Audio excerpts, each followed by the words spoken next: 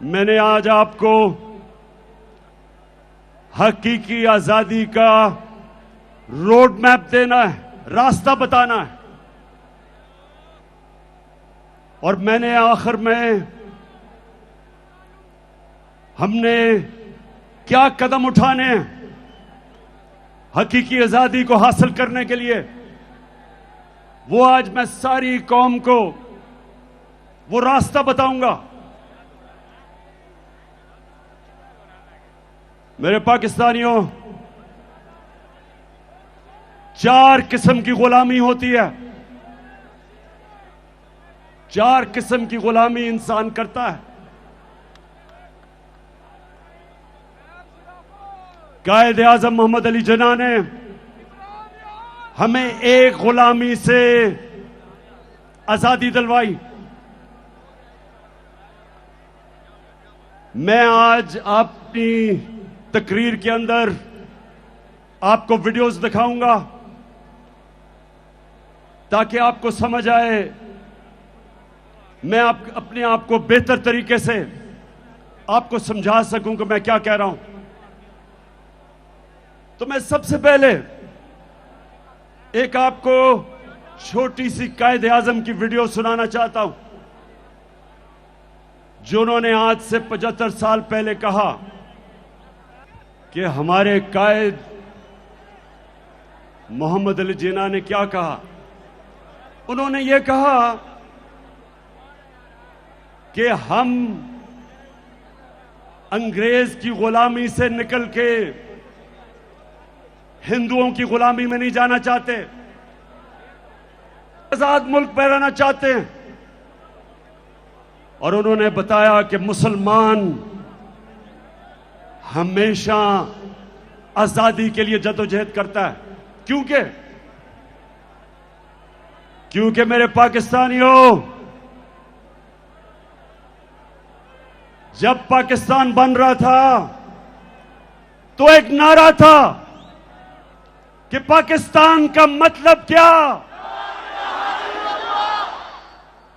اور میرا تیرا رشتہ کیا۔ اب لا الہ الا اللہ کا مطلب، یہ میری قوم یہ غور سے سن لو، کیونکہ میں جو آگے آپ کو بتانے جا رہا ہوں، ہم نے کیسے مکمل طور پہ حقیقی آزادی حاصل کرنی ہے۔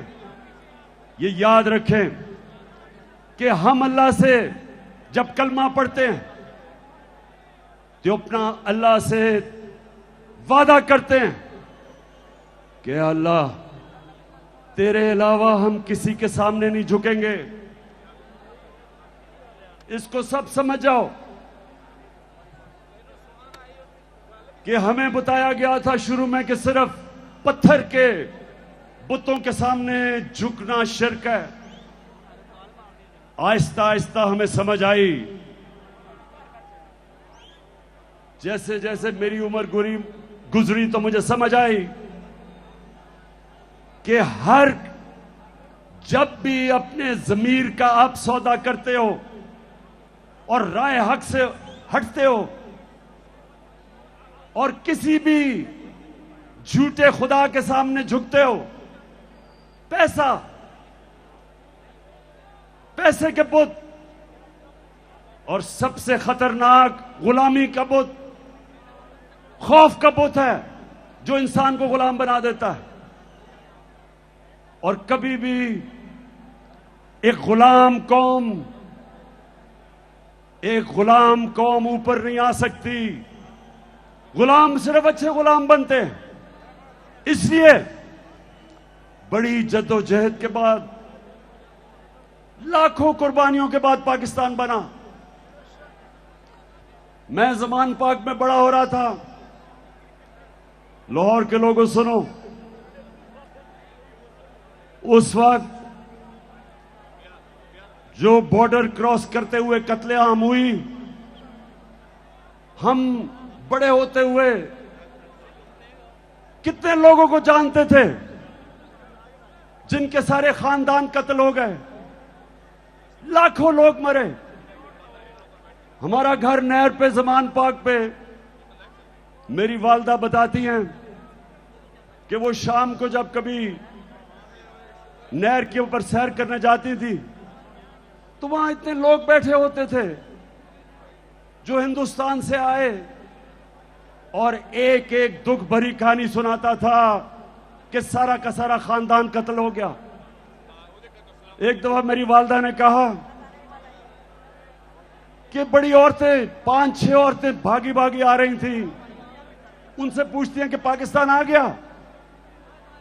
میری والدہ نے کہا یہ پاکستان ہے، ادھر ہی بیٹھ گئی، اور پھر انہوں نے بتایا سارے ان کے آدمیوں کو قتل کر دیا، جو ان کی نوجوان بیٹیاں تھیں ان کو انہوں نے اغوا کر لیا، صرف بیچاری وہ عورتیں بچی۔ تو اس طرح کی ہم نے کہانیاں سنی ہیں۔ یہ قربانیوں کے بعد ہمارا ملک آزاد ہوا تھا، اور جو سب سے ظلم غلامی کرتی ہے انسان کے عزت نفس کو ختم کر دیتی ہے، ایک انسان میں احساس کمتری ڈال دیتی ہے۔ ہم جب بڑے ہو رہے تھے ہمیں یاد ہے یہاں لاہور جمخانہ میں ہم جاتے تھے تو لاہور جمخانہ اور پنجاب کلب کے لوگ اس طرح رہتے تھے جیسے وہ انگریز ہیں۔ کلب کے اندر انگریزی بولی جاتی تھی، صرف بیروں کے ساتھ اردو بولتے تھے، اور جب اردو بولتے تھے تو وہ بلاول بھٹو کی طرح بولتے تھے کہ بارش آٹا ہے۔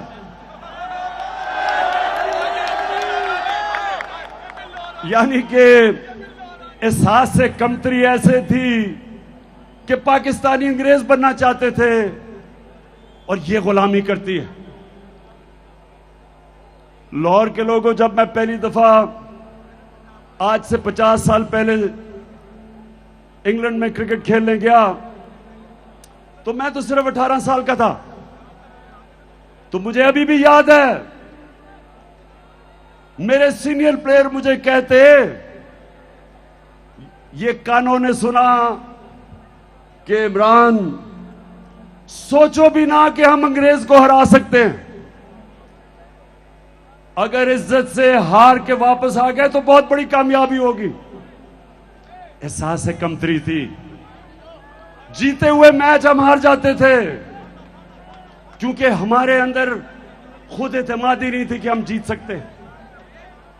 70 کی دہائی میں اچھی بلی اچھی ٹیمیں تھیں، کوئی میچ نہیں جیتتی تھی، بڑے بڑے میچ جب آتے تھے احساس کمتری کی وجہ سے گھبرا کے ہار جاتے تھے، اور جب 80 کی دہائی میں کمزور ٹیمیں تھیں لیکن کیونکہ ذہنی طور پہ ہم آزاد ہو گئے تھے